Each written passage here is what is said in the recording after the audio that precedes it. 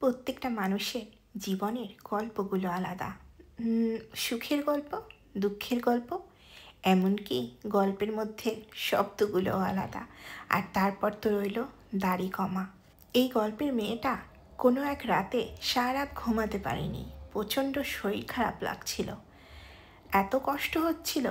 রাত তখন 4টা কি 4:30। হঠাৎ করে মেয়েটা ভাবলো কিসের অসুস্থতা, যাই তো একটু সাজুগুজু করে ঘুরে আসি। নিজের অ্যাপার্টমেন্টের সামনেই সুন্দর একা একা গাইছিল আর নাচছিল। হ্যাঁ, এটাই মনের ভিতরে পজিটিভ শক্তি। আর তারপর জানতো গুড মর্নিং। জানতো এখন কটা বাজে? এখন কটা বাজে? তুমি বলো কটা বাজে?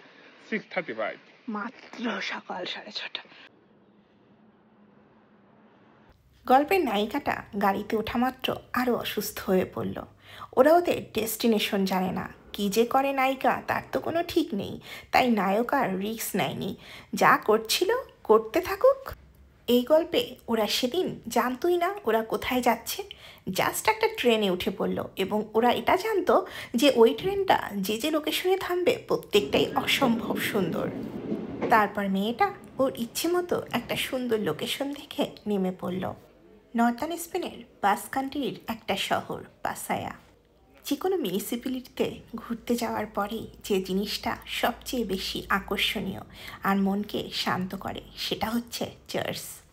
আসলে সত্যি বলতে কি, আপনি যেখানেই যান না কেন, সেটা যেমন জায়গায় হোক না কেন, প্রত্যেকটা জায়গায় আপনাকে নতুন কোনো এক্সপিরিয়েন্স দেবে। তো এই গল্পের মেয়েটা খুব ক্ষুধার্ত ছিল, ওর যে ওষুধ খেতে হবে। তো তারপরে একটু খাচ্ছিল, খুব একটা খেতে ইচ্ছে করছিল না। মেয়েটি এই জায়গায় প্রথম আসলেও ছেলেটি এর আগেও এসেছিল তার মাস্টার্স প্রোগ্রামের সময় স্যাম্পেলিংয়ে। তো ছেলেটি মেয়েটিকে যে ভিউ পয়েন্টে নিয়ে যাবে তার জন্য বাস স্টেশনের দিকে যাচ্ছিল, আর মেয়েটি টায়ার্ড হয়ে একটু রেস্ট নিচ্ছিল। তো যেই ভাবা সেই কাজ, ওই যে ভিউ পয়েন্ট নদীর ওপারে, ওই সাইডেই ওরা যাবে। কি সুন্দর পরিপাটি, সাজানো গোছানো পরিকল্পিত শহর। চারপাশটা বেশ সুন্দর, বিশেষ করে বাড়িগুলোর ডিজাইন খুবই সুন্দর। জীবনে এত জটিল চিন্তাভাবনা না করে সহজভাবে জীবনটাকে চিন্তা করলেই হয়, তাহলে একটু হলেও জীবনে শান্তি পাওয়া যায়। আকাশে তখন মেঘ জমেছে, এই ঝুম বৃষ্টি নামলো বলে। তো এত সুন্দর আবহাওয়া, মনে হয় জানি অনেকক্ষণ কাটিয়ে দিই, কিন্তু ওই যে ছেলেটা আর মেয়েটাকে তো অবশ্যই বাড়ি ফিরতে হবে, তাই না?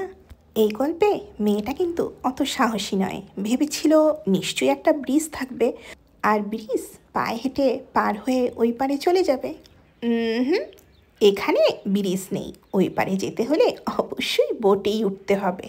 কিন্তু এই গল্পের নায়ক সে যে বড্ড সাহসী।